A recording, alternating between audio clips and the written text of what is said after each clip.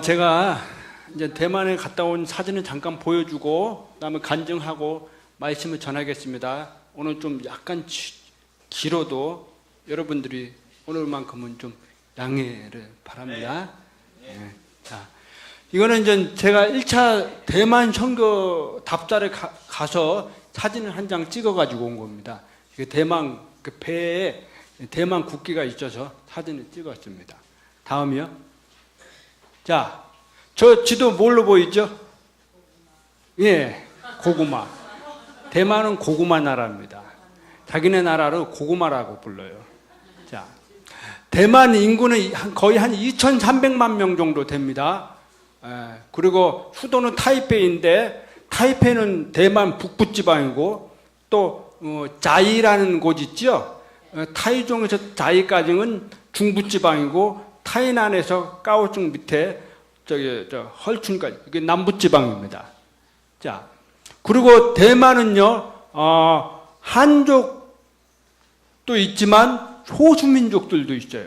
소수민족이 12개의 소수민족들로 이루어져 있고요. 그리고 한족 중심으로 해서 대만이 지금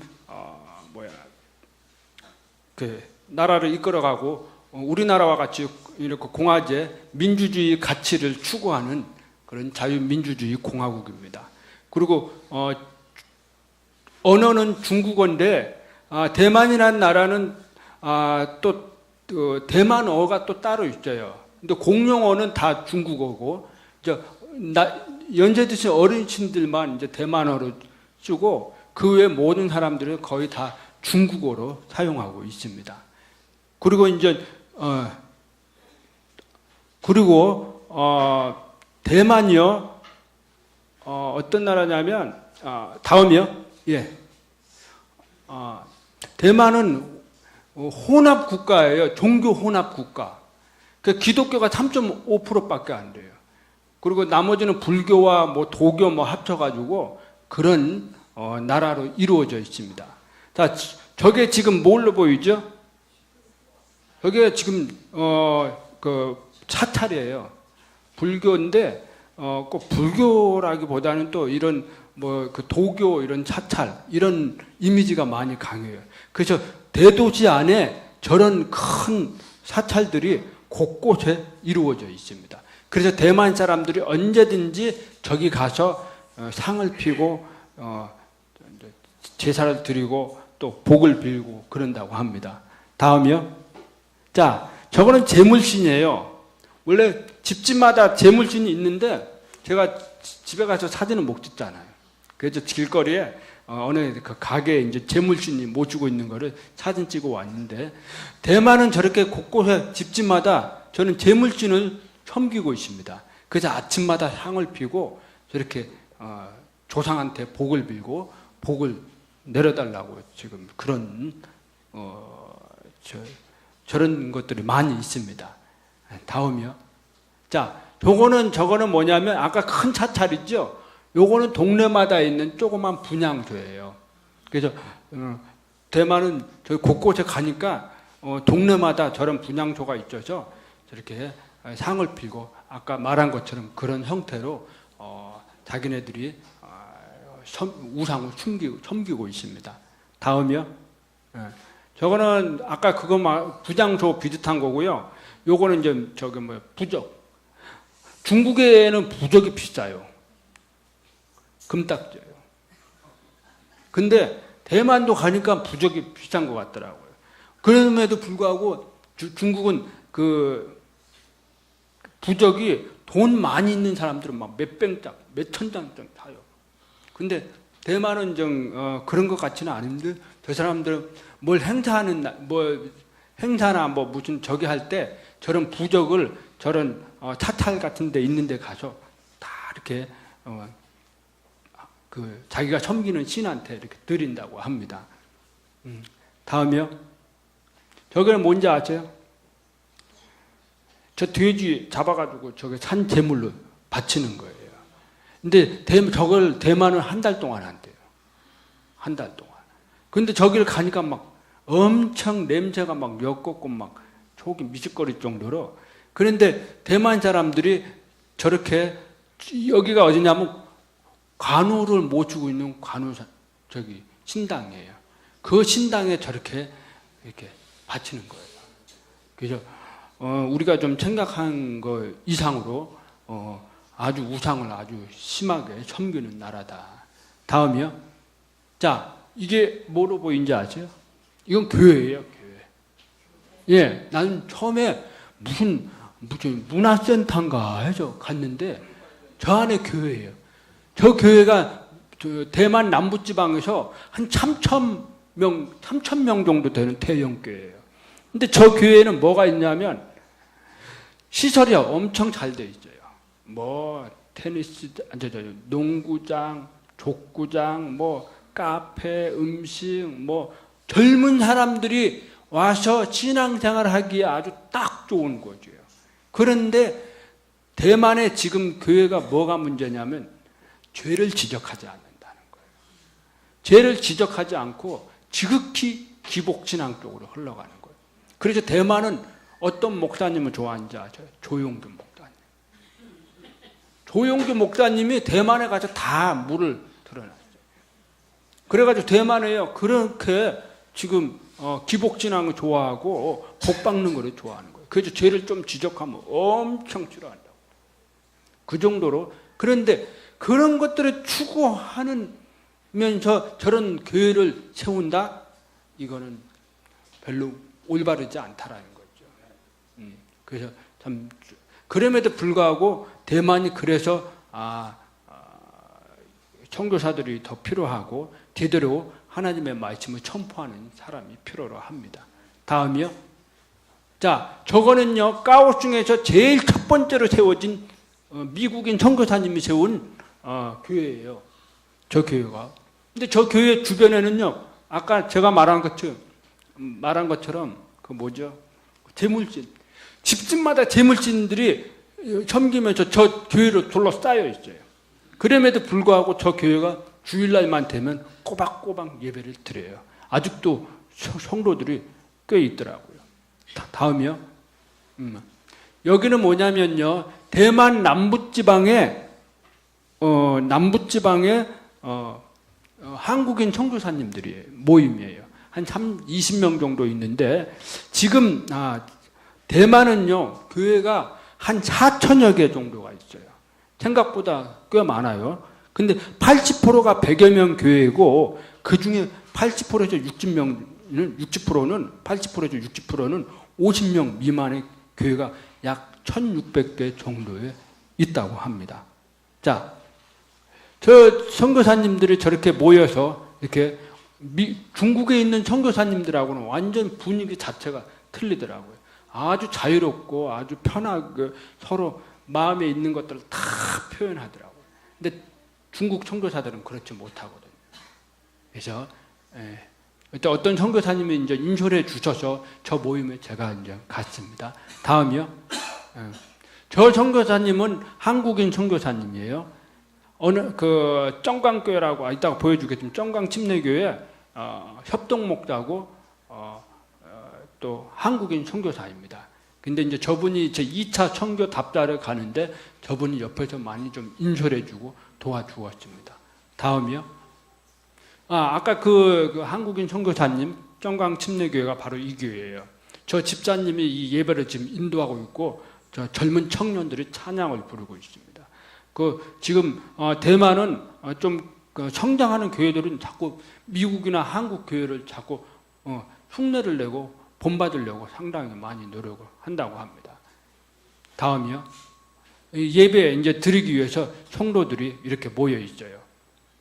이 교회는 한 10년 정도 교회 개척한 지 10년 됐는데 한 100명 정도 모인다고 합니다.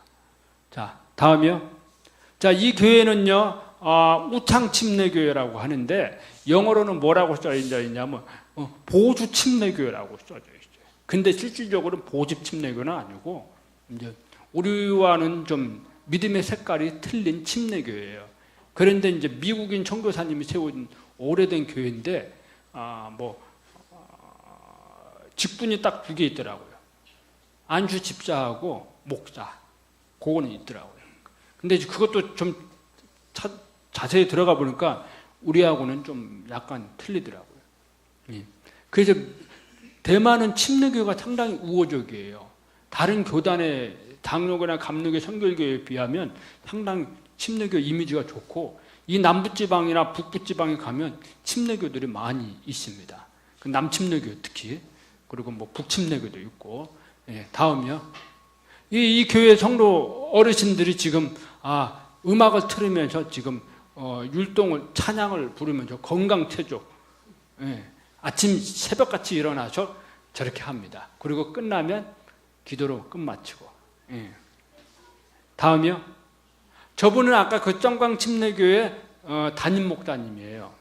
저 목사님이 한국에 잠깐 와서 저를 만날 때 저의 간증을 듣고 뭐라고 얘기했냐면, 선교사님 같은 사람이 이 대만에 와서 지속적으로 우리 대만 영혼들에게 복음을 전하고 또 일꾼들을 키워주는데 역할을 해줘야 된다.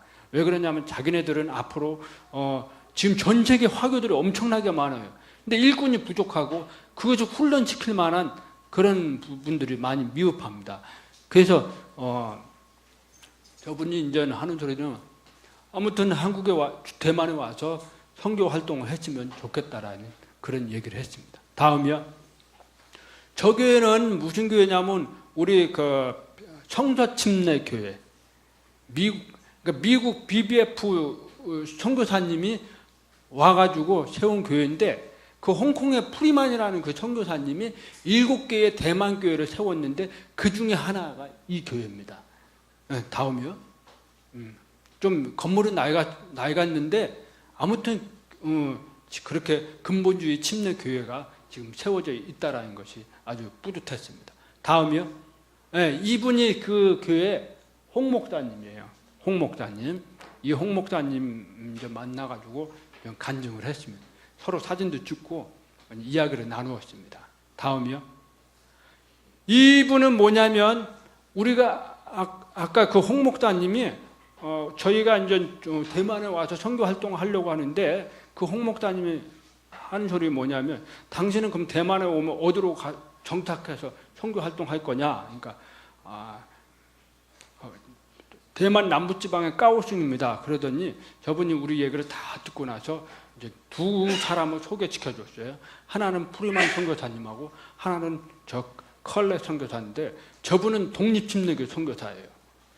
대만에서 33년 동안 선교 활동했고 교회를 2개에 개척을 했습니다. 그래서 지금 예배를 우리가 참석해서 예배 드리는데, 아까 여기서 선교 간증했죠? 선교 간증 일러줬죠? 저 교회도 똑같아요. 나와가지고 선교 간증. 그래서 와서 보니까 이거 한국에 있는 근본주의 침례교회하고 똑같구나. 별 다를 바가 없죠. 말씀도 거의 똑같고. 다음이요. 예, 이렇게 사모님하고 이렇게 같이 사진을 찍었습니다. 다음이요. 이분은 이제 아까 그 독립침례교회 부사역자예요. 부사역자로 섬기고 있는데 사진을 좀 찍었습니다. 다음이요. 이제 이거 홀리 바이블, 이제 킹제임스 성경. 대만에 이제 이분은 킹제임스 성경을 쓰는 교회예요. 그래서 아주 배울 점이 많이 있는 교회였습니다. 그리고 이제 다음이요. 이 교회는 뭐냐면 아까 그 독립침례교회가 그 선교사님이 2번째로 교회를 개척해서 세운 교회예요. 이제 아까 그 예배드리는 장소에서 이제 9월 달에 이제 이 건물로 이주해서 새로 건물 지어서 새로 이주해서 여기서 예배를 드린다고 합니다. 그래서 새로 지은 건물이에요, 교회. 근데 이제 이 안에서 이제 신학교도 이제 그동안 신학교가 밖에 있었는데 이제 이 안으로 이제 들어와서 신학교를 운영하고, 이 신학교는 그 홍 목사님하고 대만에 있는 그 BBF 교회, 청자침례교회하고 독립침례교 선교사님들하고 또 어떤 그 미국인 선교사님하고 같이 운영하는 신학교예요. 그래서 그렇게 여기서 운영한다고 합니다. 아주 꽤 넓었습니다. 다음이요. 예, 이건 침례탕입니다. 이렇게 해서 아무튼 미국의 대만에 이렇게 기복신앙을 흐르는 교회, 추구하는 교회가 있는 반면에 또 우리 같이 이렇게 근본주의를 추구하는 교회가 있다라는 사실입니다. 아무튼 왜 이런 교회가 있다라는 것이 굉장히 큰 귀한 교회구나라는 것을 깨닫게 되었습니다. 이전 제가 간증하면서 좀 더 구체적으로 얘기하겠습니다. 한국으로 나오면서 저희는 하나님이 저에게 어떤 계획을 가지고 있는지에 대해 기도를 했습니다. 그런데 올 초에 어떤 분이 저에게 이런 말을 했어요. 대만에 가서 보니까 그곳에 우리와 같은 성서 침례교회나 근본주의 침례교회를 세우는 것이 좋지 않을까요? 그런 질문을 던졌습니다. 근데 저는요, 그때 당시 예의상, 네, 그것도 좋지요. 그러나 제 마음에는 별 관심이 없었습니다. 그리고 나서 시간이 지났는데, 이게 자꾸 이 대만 생각이 자꾸 내 마음 쪽에서 생각이 나는 거예요. 잊혀지지 않고 계속 떠오르는 거예요. 그래서 이제 그러다 보니까 이게 부담감으로 이제 다가오기 시작했어요. 어떻게 해야 하나. 그런 도중에 이제 수요 예배를 통해서 말씀을 듣고 있는데, 말씀을 통해서 들려오는 내용은 뭐냐면 기도하라는 거예요. 기도하라는 거예요. 그래서 그때부터 저는 하나님 앞에 나가서 이제 결단하고, 그러면 대만을 위해서 제가 그러면 한번 기도해 보겠습니다. 그래서 하나님께 나아가서 기도했습니다. 제가 한번 답자를 가볼 생각이 있는데 가는 것이 옳은 것입니까? 하고 하나님께 뜻을 구했습니다. 그러니까 마치 다윗이 사무엘상 30장 8절의 말씀처럼 다윗이 주께 여쭈어 이르되 내가 이 군대를 추격하리까? 내가 그들을 따라잡으리까? 다윗이 이렇게 하나님께 여쭈어 보았습니다. 그때 하나님께서 다윗의 기도를 듣고 응답해 주신 것처럼 저 또한 하나님께서 이렇게 기도한 후 저에게 빌립보서 2장 13절 말씀을 주셨습니다. 너희 안에서 일하사 자기가 참으로 기뻐하는 것을 원하게도 하시고 행하게도 하시는 분은 하나님이시니라 했습니다. 하나님이 대만에 답장하는 것이 기뻐하는 뜻이 있구나 생각하고 그때부터 말씀을 믿고 의지하면서 답자를 준비했습니다. 기도로 준비하고 기도로 세우고 기도로 하나님의 뜻이 무엇인지 갈망했어요. 솔직히 말해서 저는 대만에 아는 사람이 한 명도 없었습니다. 어떻게 가야 할지 어떻게 할지 좀처럼 답이 안 나와요. 그러나 하나님 앞에 나아가서 기도하는데 그리고 기도하는 가운데 있었는데 우연하게 대만에 선교사로 오랫동안 선교 활동을 하고 있는 한국인 선교사를 만났습니다. 그 선교사님이 아까 그 선교사 모임 있죠? 거기를 소개시켜 준 거예요. 그러니까 이분이 오면 자기가 대만 선교에 관해서 또 대만 교회에 대해서 이야기해 주고 하여튼간 대만의 선교에 도움이 될 만한 이야기들을 많이 해주겠다고 인솔해 줄 테니까 와서 도와주겠다고 했습니다. 아무튼 그 사람하고 저는 모르는 사이예요. 그러나 하나님께서 어떻게 하나님의 인도하심 중에서 만나게 되었습니다. 그래서 저는 기도로 준비하고 기도를 세워서 그렇게 만났습니다. 그리고 하나님의 뜻이 무엇인지 갈망을 했어요. 그래서 대만 1차 답자를 가기 전에 하나님께서 저에게 두 가지 말씀을 주셨는데 하나는 디모데전서 2장 4절 말씀이에요. 그분은 모든 사람이 구원받고 진리를 아는 데 이르기를 원하시느니라 했습니다. 하나님이 주신 말씀을 묵상하면서 그분이 저에게 가르쳐 주신 뜻이 무엇인지 아세요? 나는 대만 영혼들을 구원받고 진리의 말씀을 알기를 원하는다. 나는 이렇게 원하는데 네가 이 일을 하기를 원한다라는 사실이에요. 그래서 저는 그러니 너를 통해서 너의 입술을 통해서 너의 언어를 통해서 현지 언어로 복음과 말씀을 전하는 사람이 되기를 원한다라는 거예요. 저는 이 말씀을 통해서 하나님의 깊은 심정, 마음을 이해하게 되었습니다. 그래서 1차 대만 답자를 가서 현장에 보고 듣고 하는 가운데 하나님께서 왜 저에게 이 말씀을 주셨는지 마음으로 손뼉을 치면서 알게 되었습니다. 아까 대만 교회를 죄를 지적하지 않는다고 했죠. 지극히 기복진앙으로 흘러가고 있는 것을 알게 되었습니다. 혼합종교의 우상숭배의 나라였어요. 그래서 하나님은 이런 나라에 저에게 이 말씀을 주신 이유에 대해서 좀 더 깊이 그 현장에 가서 알게 되었고 이해하게 되었습니다. 또 하나는 마태복음 20장 1절에서 16절 말씀에 나오는 포도원의 품꾼의 말씀을 통해서 가르쳐 주신 뜻이 있습니다. 저는 이 말씀을 묵상하면서 하나님의 뜻은 무엇일까 생각했습니다. 말씀을 묵상하면서 읽고 있었는데 1절에 보니까 하늘의 왕국이 마치 품꾼들을 고용하여 자기 포도원에 들여보내려고 아침 일찍 나간 집주인과 같으니라. 포도원의 주인은 품꾼들이 뽑기 위해 아침 일찍 인력시장에 나갔습니다. 그리고 2절에 보니까 그가 하루에 1데나리온 주기로 품꾼들과 합의하여 그들을 자기 포도원으로 들여보내고 했습니다. 포도원의 주인은 인력시장에 와서 품꾼들과 1데나리온 주기로 합의하고 포도원 농장을 들여보냅니다. 그리고 또 3절과 4절을 보니까 또 3시쯤에 나가서 시장에 놀고 있는 서 있는 다른 자들을 보고는 그들에게 이르되 너희는 포도원에 들어가라. 내가 너희에게 무엇이든 정당한 것을 주리라 하며 했습니다. 여기서 3시쯤은요 오전 9시를 말하고 있습니다. 9시에 모집한 사람들에게 정당한 가격을 주겠다고 지금 말씀하고 있습니다. 또 5절에 보니까 이렇게 말씀하고 있어요. 또다시 그가 6시와 9시쯤에 나가서 그와 같이 하고 했습니다. 6시는 정오 12시입니다. 낮 12시고 그리고 9시는 오후 3시를 말하고 있습니다. 이렇게 시간대로 나갔습니다. 그래서 사람들을 모집해요. 그래서 6절과 7절에 보면 이렇게 나와요. 11시쯤, 이것은 오후 5시를 말하고 있는 거죠. 오후 5시까지 나와서 일꾼들을 뽑아서 들여보내고 있습니다. 솔직히 오후 5시는요, 노동자들이 일터에서 마무리하는 시간이에요. 일 정리하고 갈 준비를 하고 있는 그런 시간이라는 사실입니다. 그런데 새벽부터 와서 오후 3시까지 들어간 사람들은 일을 쉬어가면서 일을 했을 것입니다. 그러나 이 마지막으로 들어간 사람은 일자리를 얻지 못하고 집으로 들어갈 처지였습니다. 이들이 하루 먹고 사는 노동자들이에요. 근데 일을 하지 못하면 그날 밥을 굶어야 하는 처지였습니다. 이들에게 고작 일을 해봤자 지금 5시에 들어가가지고 고작 해봤자 30분이고 길어봤자 1시간입니다. 일을 더 하고 싶어도 못해요. 마지막에 들어간 사람의 마음은 어떤 자세였겠습니까? 감사하는 마음으로 하지 않았을까요? 시간이 없기 때문에 주인이 하라는 대로 해야 합니다. 좀처럼 쉬어가면서 일을 하지 못합니다. 말 그대로 정책대로 일을 해야 합니다. 힘들어도 눈치 보지 않고 열심히 일을 했습니다. 자기에게 주어진 시간이 얼마 없기 때문에 먼저 온 사람들보다 더 열심히 일을 했습니다. 제가 신학교 다닐 때 등록금을 벌겠다고 인력시장에 있는 용역회사에 새벽 5시까지 나갔습니다. 그 사무실에 한 30명 정도가 있었는데 사람들은 자기가 뽑혀서 나가기를 기대하는 마음이었어요. 저는 한쪽 구석에 앉아 있으면서 기다리고 있었습니다. 근데 시간이 지나니까 사람들이 이제 일자리에 뽑혀서 나가기 시작했어요. 처음에는 5명, 그 다음에 3명, 5명, 1명 이렇게 해서 계속해서 나가고 있었습니다.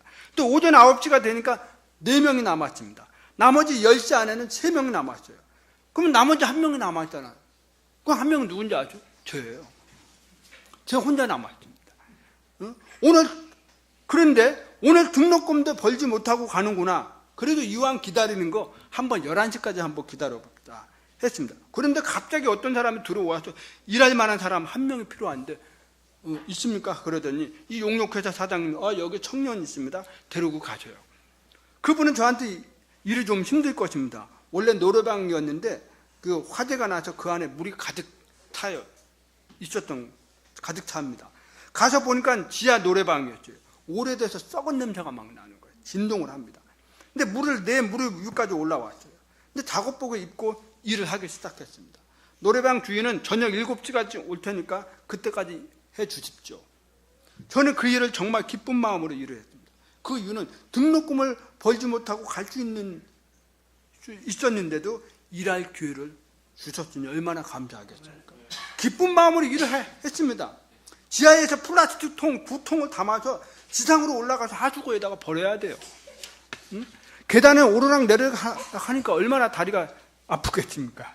저는 주인이 없는데 쉬어가면서 일을 할 수 있었지만 주어진 시간이 정해져 있기 때문에 그때까지 일을 하려면 부지런히 일할 수밖에 없었습니다.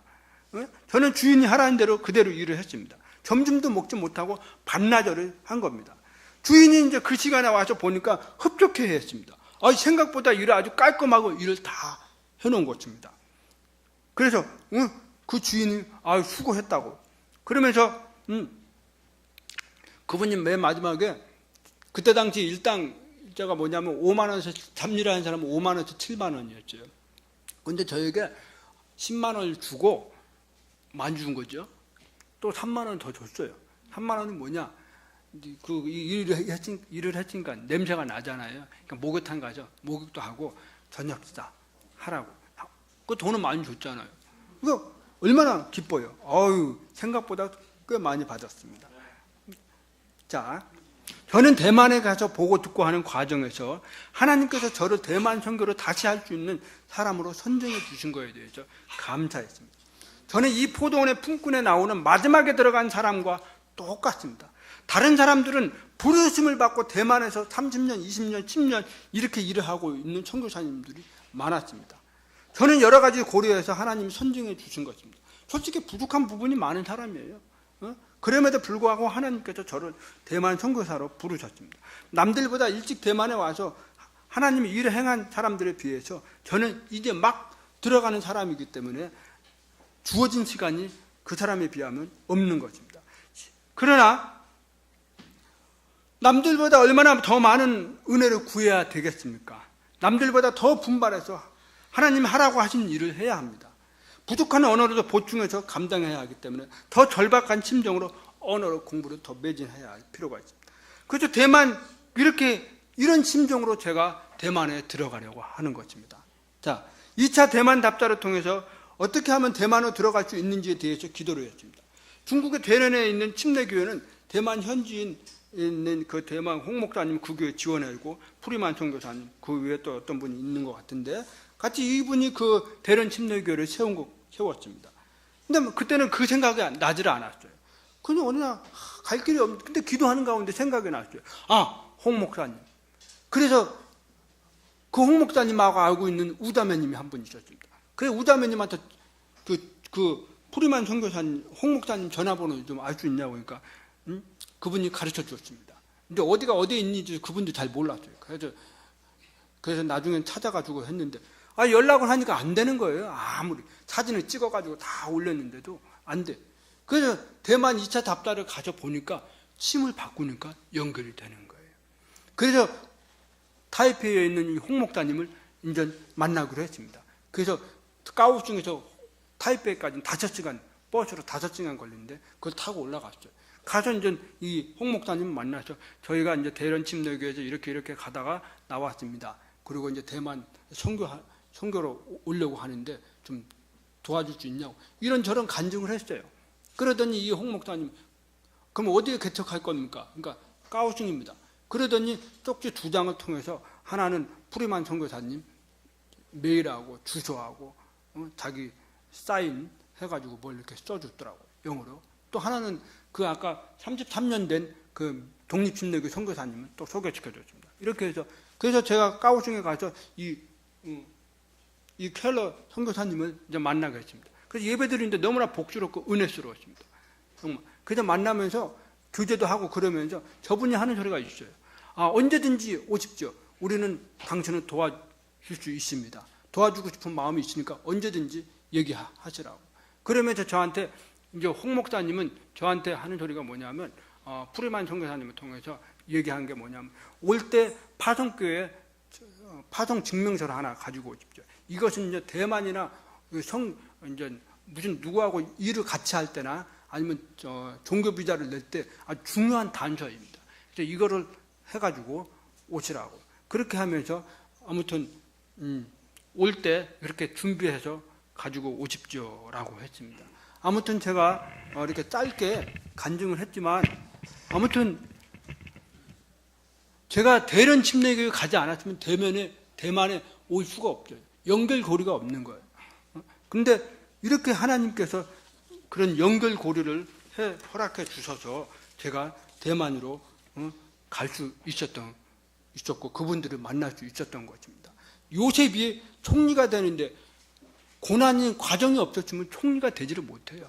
그 과정이 있었기 때문에 총리가 된 것처럼 저도 참 이렇게 나올 때는 참 어려웠고 힘들었지만 추방돼서 나왔지만 지금 이렇게 시간이 흘러서 보면 하나님의 섭리 가운데 뭔가 뜻이 있어서 그런 일을 하셨구나라는 것을 알게 되었습니다.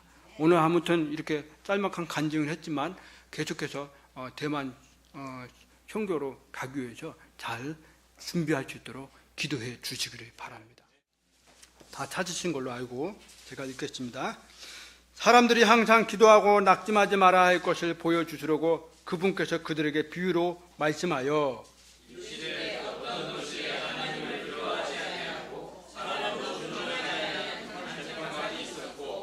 그 도시에 한 과부가 있었는데 그녀가 그에게 가서 이르기를 내 대적에게 내 원수를 갚아주소서 하되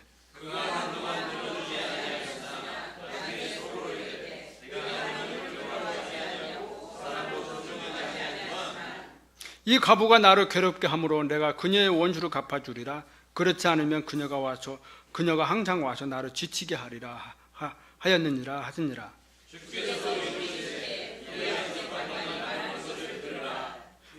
비록 하나님께서 밤낮으로 자기에게 부르짖는 자들 곧 자기의 선택받은 자들을 향하여 오랫동안 참으실지라도 그들의 원수를 갚아주지 아니하시겠느냐.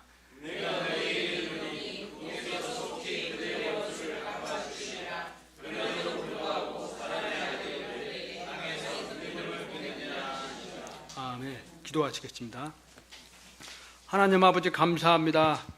오늘 영동 청서침례교회에 와서 간증과 말씀을 전할 수 있는 기회를 허락해 주신 우리 아버지 하나님 감사드립니다. 오늘 이 부족한 종의 입술을 통해서 하나님의 말씀과 간증들을 말씀들을 증거될 때 우리 하나님께서 역사하셔서 우리 영동 청서침례교회에 맞는 귀한 말씀이 되게 해주시고 아멘으로 화답하게 하여 주시옵소서. 모든 것들을 감사드리고 말씀 속에 하나님의 영광스러운 모습이 드러내고 존귀함이 드러낼 수 있도록 도와주시옵소서. 예수님의 이름으로 기도했습니다.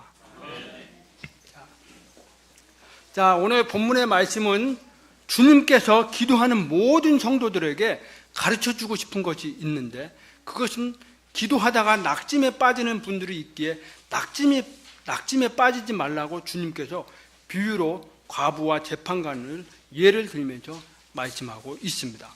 자, 신앙생활을 하다가 낙심에 안 빠진 분은 한 명도 없을 것입니다. 우리 영동교회 성도님들 낙심에 빠져본 경험들이 있을 거라고 믿습니다. 그런데 오늘 본문 1절에 보니까 항상 기도하고 라는 단어가 나옵니다. 이 말의 뜻은 무엇입니까? 지속적인 의미를 담겨져 있습니다. 끊기지 않고 꾸준히 하는 것을 말해요. 이엠 바운지는 뭐라고 하냐? 끈질금 그리고 인내와 끈기로 표현하고 있습니다. 그런데요, 이렇게 기도하는 사람들이 오히려 낙심에 빠지는 것을 볼 수가 그런데 이렇게 기도하는 사람들 오히려 낙심에 빠지는 것을 볼 수 있습니다. 자, 기도 생활을 잘 안 하는 사람들은 낙심에 빠지지 않아요. 그 이유는 하나님께 나아가서 응답받고자 하는 소원이 없어요. 갈망도 없죠. 바라는 것도 없고 소원하는 것도 없습니다. 더 큰 이유는 하나님께 향한 뜨거운 기도의 열정이 없기에 늘 미지근합니다. 왜 끊기지 않고 꾸준히 끈질김으로 인내로 강렬하게 기도하는 사람들이 낙심에 빠질까요? 하나님께 나아가서 기도하는데 이 정도까지 하면 응답해 주시겠지 하는 생각이 있어서 근데 응답이 안 되는 거예요. 그러니까 낙심에 빠지는 겁니다. 그때 사람들은 지쳐버려요. 지쳐서 더 이상 기도하고 싶은 마음이 없는 것입니다. 그때 기도하는 사람들의 마음은 낙심에 빠지고 낙심이 찾아오는 것입니다. 여러분은 현재 어떤 기도를 하고 있습니까? 가정을 위해서 기도하고 있습니까? 아니면 자식 문제일 수도 있고 남편 문제일 수도 있고 아내 문제일 수도 있고 사업 문제일 수도 있고 또 교회 문제일 수도 있고 직장 문제일 수도 있습니다. 성도 여러분, 최근에 혹시 낙심에 빠져본 경험이 있습니까? 건강한 사람은 잘 살고 있는데 어느 날 예상치 않게 건강에 적신호가 오면 우울증 증세로 빠질 수밖에 없는 것입니다. 그런 것처럼 건강하게 신앙생활 잘하고 있는데 어느 날 낙심에 빠질 수가 있다는 사실입니다. 저는 1989년도에 예수님을 만나서 구원받았습니다. 그 후 저는 수많은 기도로 그것이 작은 것이든 큰 것이든 수많은 기도로 하나님 앞에 기도하면서 응답받으면서 기도의 용사로 살았습니다. 저를 아는 사람은 저에게 당신은 오뚜기라고 표현을 합니다. 저는 오뚜기 인생을 살았어요. 오뚜기가 무엇입니까? 넘어졌지만 다시 일어나는 것입니다. 제 인생은 마치 그렇게 살아왔습니다. 그렇게 살 수 있었던 비결이 무엇인지 아십니까? 바로 기도였습니다. 하나님께 나아가서 기도하는 삶을 살았기에 기도의 용사로 살았습니다. 그런 저에게도 낙심이 찾아왔습니다. 언제 찾아왔는지 아십니까? 중국에서 청교를 하고 있는 중에 찾아왔습니다. 이 낙심이 저의 믿음에 좌절시켰습니다. 하나님에 대한 원망이 올라왔습니다. 또 저는 하나님께 나아가서 기도하고 싶은 마음이 다 사라졌습니다. 하나님을 만나고 싶은 마음이 다 사라진 것입니다. 낙심은 하나님께 나아가는데 큰 장애물이 되었습니다. 성도 여러분, 낙심은 어느 날 찾아와서 하나님께 기도하고 싶은 마음을 다 가지고 갑니다. 낙심은 무서운 적이에요. 낙심은 사탄의 무기입니다. 낙심은 하나님을 만나는 큰 장애물입니다. 오늘 낙심을 극복하고 다시 하나님께 나아가서 믿음으로 기도할 수 있는 우리 영동교회 성도님들 되기를 기도합니다. 오늘 하나님의 말씀의 제목은 간청기도는 하나님의 마음을 움직인다라는 제목으로 함께 은혜를 나누고자 합니다. 오늘 말씀에 보면 등장하는 인물이 있는데 누구입니까? 과부와 재판관입니다. 2절과 3절을 보면 이렇게 말씀하고 있는데 한번 읽어주세요. 시작.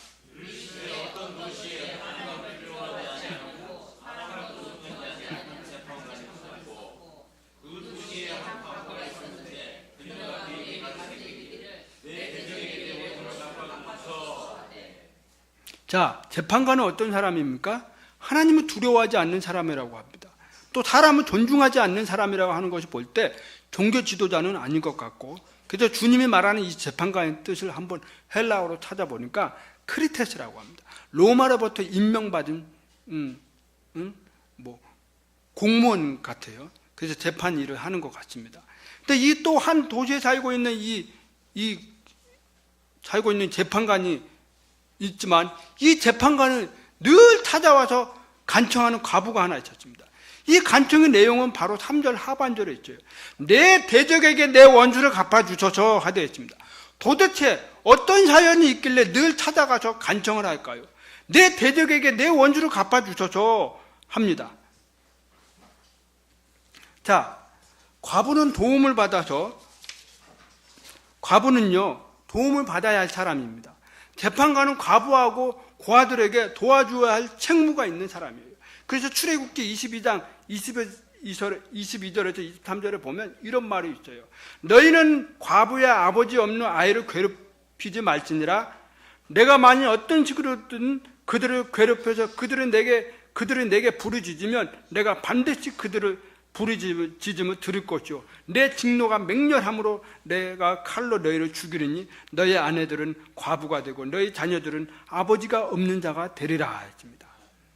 자, 제가 오래전에 이런 소식을 들었습니다. 어느 가정에 남편이 병으로 죽은 어린 자식들이 키워야 하는 젊은 과부가 있었습니다. 그런데 이 과부에게는 70세가 된 시아버지가 있었어요. 함께 살았던 것 같습니다. 근데 남편은 죽은 것도 서럽고 억울한데 이 며느리는 시아버지에게 성추행, 강간 당하면서 또 그것도 모자라서 임신까지 했습니다. 이렇게 1년 9개월 동안 과부는 당하면서 살았어요. 나중에는 이게 들통이 나서 시아버지가 재판을 받게 됐는데 이 시아버지 죄질이 너무 나빠서 중형을 받았습니다. 자, 이 과부인 며느리는 재판관에 찾아가서 얼마나 호소했을까요? 재판관님, 저의 대적인 저 시아버지에 대한 원수를 갚아주십시오. 저는 서럽고 억울합니다. 제 원수를 갚아주십시오. 마치 오늘 과부처럼 눈물을 흘리면서 호소를 했을 거란 사실입니다. 오늘 나오는 이 과부는 힘도 없고 백도 없고 돈도 없는 그런 여자였어요. 재판관은 이방인이라 과부로 도와줄 마음이 없는 것 같습니다. 그 이유는 재판관은 하나님을 모르는 사람이며 사람을 존중하지 않는 사람입니다. 하나님에 대해 전혀 모르는 그런 사람이었기에 한마디로 불의한 사람이었습니다. 그런 재판관에게 변화가 오기 시작했습니다. 4절과 8절을 잘 읽어보면 주님께서 우리에게 가르쳐주고자 하는 뜻이 있습니다. 간청한 기도는 하나님의 마음을 움직인다는 것을 가르쳐주고 있는 것입니다. 그래서 그렇게 하기 위해서는 첫 번째로 간청하는 사람은 누구에게 간청해야 하는지 잘 알고 있습니다. 자, 여러분, 젊은 남자나 여자는 누구에게 찾아가서 간청합니까? 누구에게 가서 간청해요? 좋아하는 여인에게 찾아가서 사랑 고백하지 않습니까? 간청하죠요. 응? 여기 어디 집사님 연애하셨어요? 간청했어요? 사랑 받아주십시오. 내 사랑 받아주십시오. 한번 해본 적 있어요? 예? 이런 간청이 있어야지 받아주는 거예요. 응? 그런데 내 사랑 받아주세요. 끊임없이 사랑 고백합니다. 간청합니다. 왜? 받아줄 때까지 하는 거예요. 일본 여자들이 한국 남자들을 좋아한다고 합니다. 일본 남자와 한국 남자와 다르다고 합니다. 일본 남자들은 남자보다 한국 남자들이 좀 거칠고 우죽한 맛이 있다고 합니다. 일본 남자들은 사랑하는 여인에게 찾아가서 사랑을 고백하면 태자 맞으면 그 다음으로는 아무 말 안 합니다. 근데 한국 남자들은 군대를 갔다 와서 그런지 여자가 튕겨도 포기하지도 않고 사랑 받아줄 때까지 끊임없이 간청해요. 내 사랑 받아주십시오 하고 받아주려고 그냥 얼마나 막 집까지 쫓아다니면서 어디까지 쫓아다니는데 어떤 사람이 길거리에서 어떤 여자를 쫓아가요. 근데 여자가 참 이쁘더라고요. 미인이고 키도 크고. 근데 어떤 남자가 막 쫓아가. 근데 이 여자가 화를 내면 왜 자꾸 쫓아와요? 그러는 거예요. 쫓아가는 것도 죄입니까? 내가 당신 좋아하는데? 막 그러는 거예요. 어휴, 저 사람 나보다 용기 많네. 응? 아무튼 그런 거였습니다. 그 옛날에 동물왕국 보면은 프로그램 본 적이 있는데 새들이 딱짓기를 하기 위해서 수컷이 끊임없이 암컷에게 구애를 합니다. 내 사랑 받아주십시오. 내 사랑 받아줘. 응? 사람이나 동물이나 자기가 좋아하는 대상에게 찾아가서 끊임없이 사랑을 받아달라고 간청을 표현합니다. 성도 여러분, 우리는 하나님의 자녀이고 성도입니다. 우리는 누구에게 찾아가서 간청해야 합니까? 바로 우리 아버지이신 하나님께 찾아가서 끊임없이 간청해야 한다는 사실입니다. 찰슨 시몬이라는 사람은 새벽 4시부터 해서 8시까지 하나님 앞에 간청하면서 기도했습니다. 루터라는 사람은 늘 새벽에 일어나서 2시간씩 하나님 앞에 나아가서 간청 기도를 했습니다. 우리 청자침례교회 어느 원로 목사님이신데 이분은 새벽 2시에 나가서 기도해서 새벽 5시 기도 모임인데 그 시간에 가서 기도를 합니다.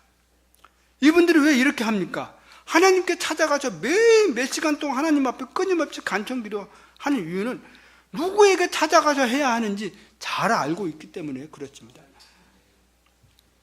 잠언 8장 17절에 한번 찾아보세요. 잠언 8장 17절.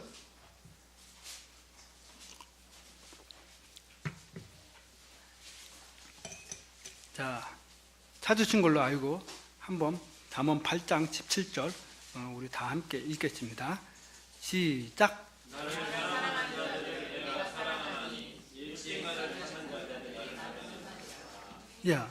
자, 이들의 마음속에는요, 하나님, 뭐라고 얘기합니까? 이들의 마음속에는 하나님이신 아버지를 만나고 싶은 마음이 너무나 간절해서 일찍 일어나서 하나님께 나아간 것입니다. 이런 사람들에게는 하나님이 만나 주시는 것입니다. 하나님이 만나고 싶은 사람들은 하나님께 찾아가요. 사람한테 찾아가지 않습니다. 하나님이 만나는 사람들은 사람에게 찾아가지 않고 하나님께만 찾아갑니다. 하나님께 부르짖습니다. 그래서 예레미야 33장 3절을 보면 뭐라고 얘기합니까? 부르짖죠. 하나님께 매달립니다. 그렇게 했기 때문에 하나님을 만나는 것입니다. 성도 여러분, 하나님을 만나고 싶어서 날마다 하나님께 찾아가 본 적이 있습니까? 마치 사랑하는 여인이 만나고 싶어서 그 심정으로 찾아가는 겁니다.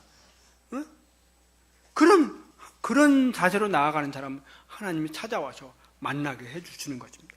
하나님을 만나는 그 시간이 얼마나 행복한지 아십니까? 마치 막 결혼한 젊은 부부가 깨소금이 흘러넘치는 것처럼 그 시간이 하나님 앞에 깨소금이 흘러넘쳐요. 너무나 기쁘고 너무나 은혜스럽고 복된 시간입니다. 이때 하나님이 끊임없이 간청기도를 하십니다. 우리가 이런 마음이 들 때 우리는 하나님 앞에 나아가서 끊임없이 간청기도를 해야 합니다. 그때 놀라운 일들이 일어나는 것입니다. 여러분, 야곱 알죠? 야곱이 형 에서의 장자권과 또 이삭 아버지한테 축복기도까지 다 가르쳤습니다. 그러니까 이 에서가 그것을 알고 야곱이 저 죽일 놈 죽여야 되겠다고 저기 했죠. 그런데 야곱이 그것을 알고 도망가지 않았습니까? 자기 엄마의 그 오라비인 라반한테 가지 않았습니까? 그런데 그 라반에서 이제 20년 동안 있으면서 생활을 했는데 그때 하나님이 다시 고향에 돌아가라고 합니다. 그런데 야곱에게는 문제가 있는 거예요. 그 문제가 뭡니까? 고향 땅 가면 자기는 죽습니다. 누구한테? 형 에사한테 죽는 겁니다.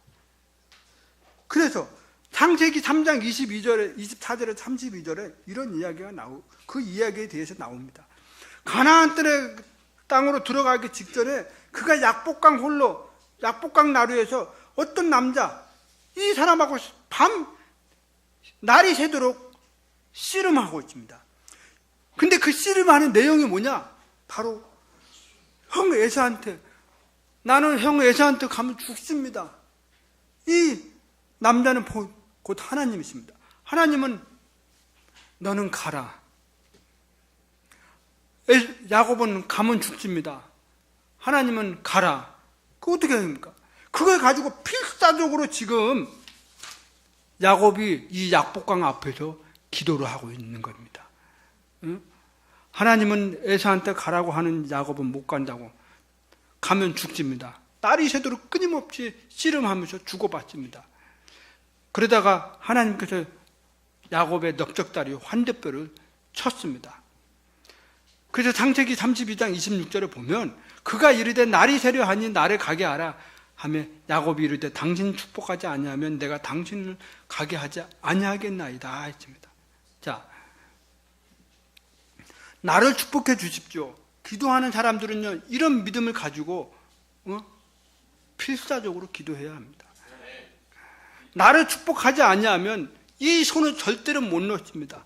이런 심정으로 하나님 절박함을 가지고 하나님 앞에 내가 가지고 있는 문제를 하나님 앞에 나아가서 쏟아 부으면서 하나님 앞에 간절하게 기도를 해야 된다는 사실입니다. 하나님은 아마도 야곱을 좋아하는 점이 바로 이런 점이었기 때문에 그럴 수도 있습니다. 야곱은 하나님께 축복받고 에서의 형을 만났습니다. 그 32절에 뭐라고 얘기합니까? 내 얼굴이 마주 대하여 하나님의 보았으니 내 생명이 보존되었다 했습니다. 야곱은 에서 형을 통해 하나님을 만났다고 했습니다. 하나님께 나아가서 끊임없이 간청을 하니까 그곳에서 하나님의 축복을 받고 하나님도 만나고 놀라운 기도의 역사가 일어난 것입니다. 이 누가복음 18장으로 우리 한번 다시 돌아오겠습니다. 과부는요 자기가 누구에게 찾아가서 자기의 대적인 원수를 갚아줄 수 있는 사람인지 재판관이라는 것이 너무나 잘 알고 있었기 때문에 재판관에게 찾아간 것입니다. 비록 재판관이 불의한 재판관이지만 자기의 대적 원수를 갚아줄 수 있는 유일한 사람은 바로 이 재판관밖에 없다라는 사실을 이 과부는 알고 있었던 것입니다. 하물며 공교롭고 친절하신 하나님께 끊임없이 간청해서 찾아오는 한나의 기도를 한번 우리는 생각해 볼 필요가 있습니다. 한나는 원래 아이를 못 낳는 여자가 아니에요. 우리 사무엘상 1장 5절 보면 하반절 5장 하반절과 6절에 보면 이런 말이 있어요. 그러나 주께서 그녀의 태를 다지셨더라. 주께서 그녀의 태를 다지셨으므로 그녀의 대적 또한 그녀를 심히 자극하여 애타게 하였더라. 주님께서는요 한나의 태를 다지셨다고 합니다. 그러다 보니 대적인 분이나가 계속해서 한나의 마음을 괴롭게 합니다.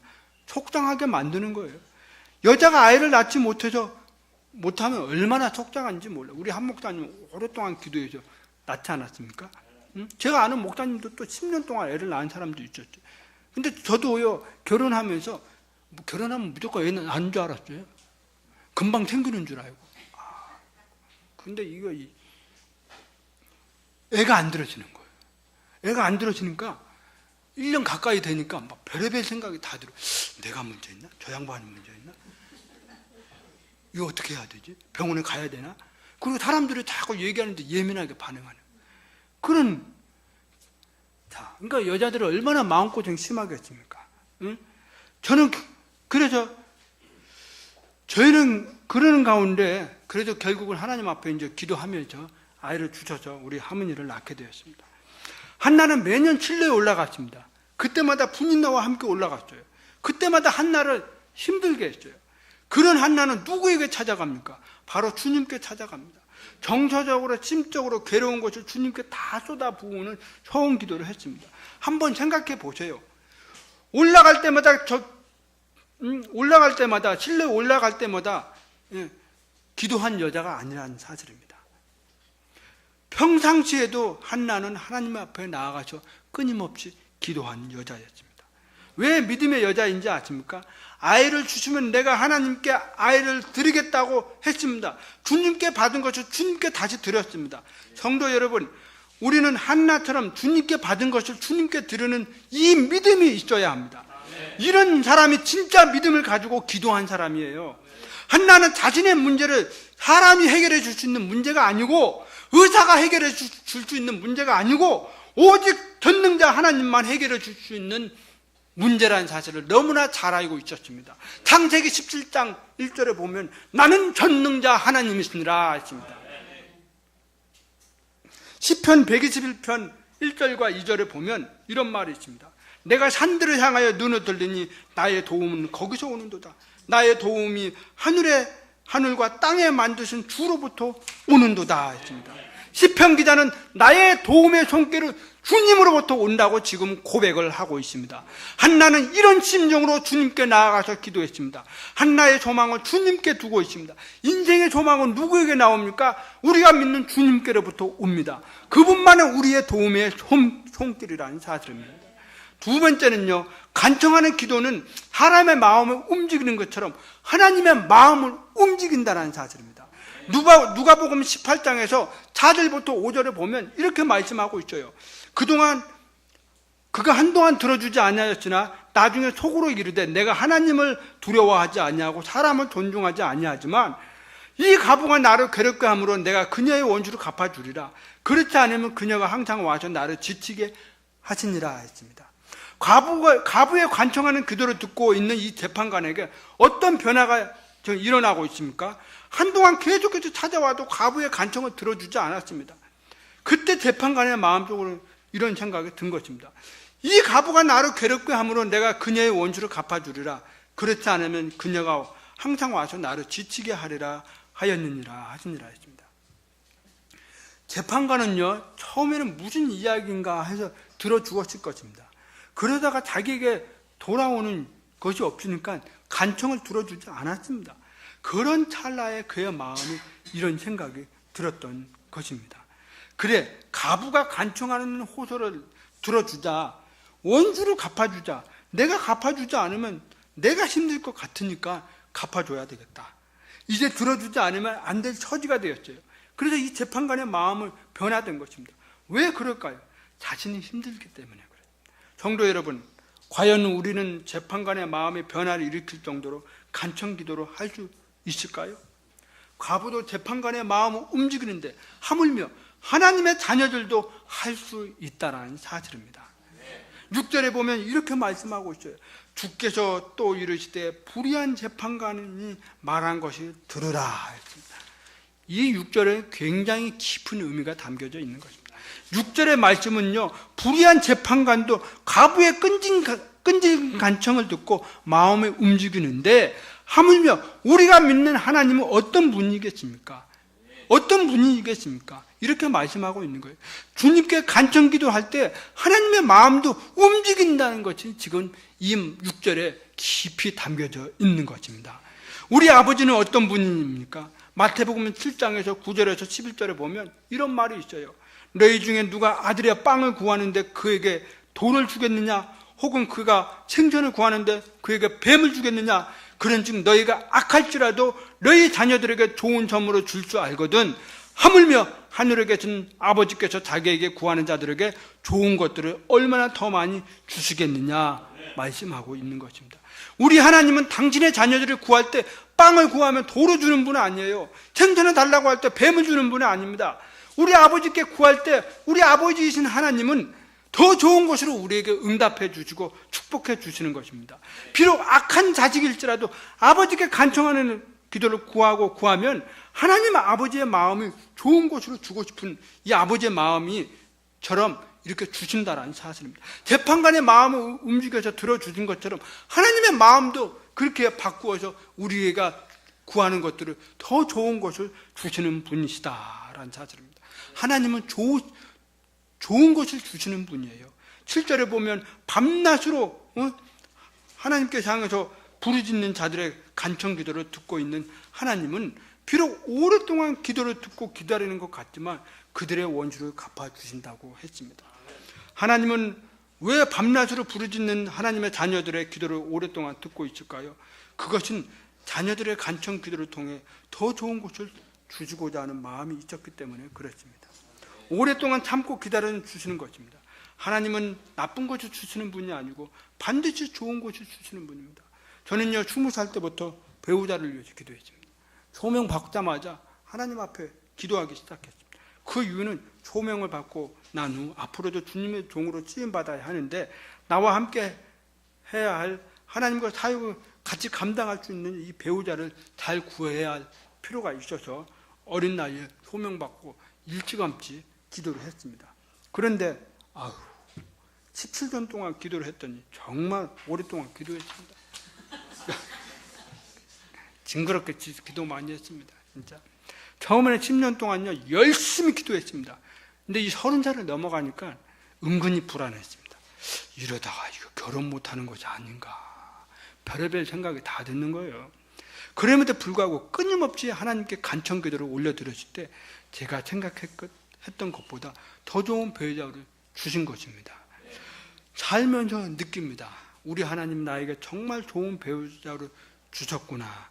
내가 원하는 배우자가 아니고 하나님이 나에게 주시고자 하는 배우자를 주셨구나라는 것이 살면서 알게 되었습니다.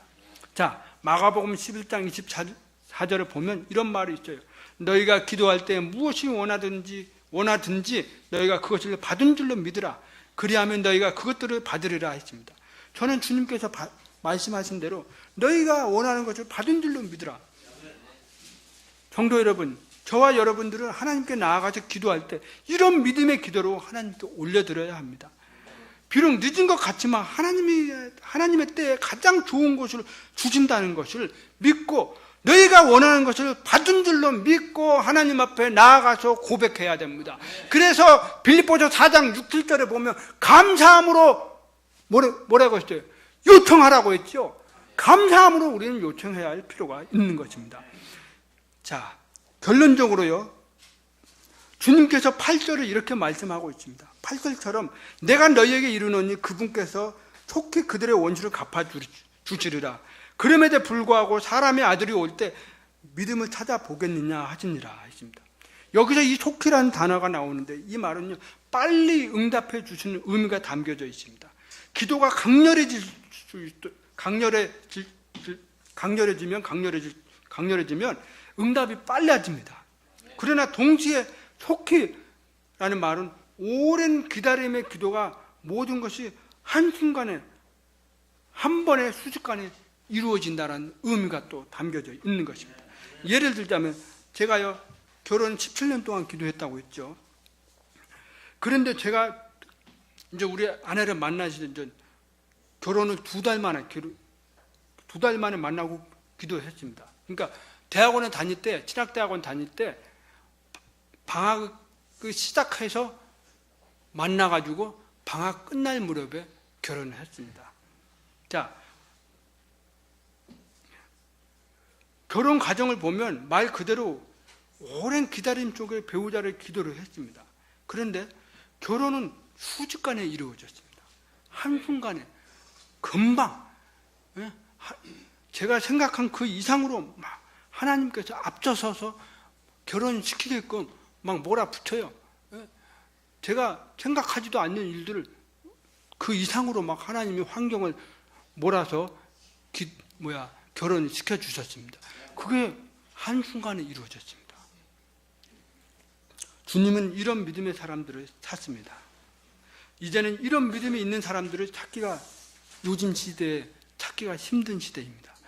주님이 오실 때 과연 이런 믿음의 사람들이 과연 있을까요? 그때 믿음의 사람이 천연기념물처럼 찾아보기 힘든 시대라는 사실입니다. 노아 시대가 바로 그런 시대였습니다. 사랑하는 성도 여러분, 하나님은 우리를 향해서 말하고 싶은 것은 이 시대에 하나님을 향한 끈질긴 기도의 사람을 찾고 있습니다. 오늘날 저와 여러분들이 그런 사람이 되기를 바랍니다. 야고보서 5장 17절에서 18절에 보면 엘리야가 나와요. 근데 이 엘리야가 자기를 성정이라고 했습니다. 이 성정의 뜻이 무엇입니까? 본성을 가진 사람이에요. 우리와 똑같은 죄인이었고, 우리와 똑같은 사람이었고, 우리와 똑같은 하나님을 경배하는 사람이었습니다. 그런데 이 사람은 특별한 사람입니까? 특별한 사람은 아니에요.